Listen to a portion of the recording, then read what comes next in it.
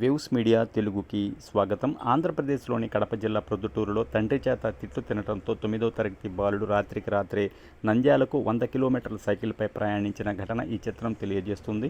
ఆ అబ్బాయి చివరకు నంద్యాల నుంచి రాయచూరుకు రైలు ఎక్కాడు. సీసీటీవీ ఫుటేజ్ ఆధారంగా పోలీసులు అతన్ని గుర్తించి రక్షించారు.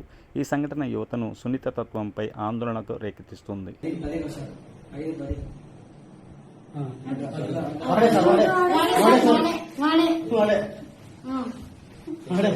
వాడికి ఏమి కర్మ సార్ ఎక్కడ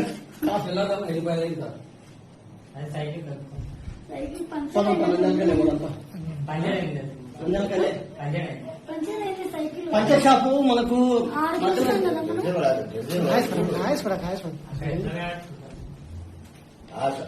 పక్కన తీసుకోవాలి ఫోన్ చేస్తా పక్కన తీసుకోవాలి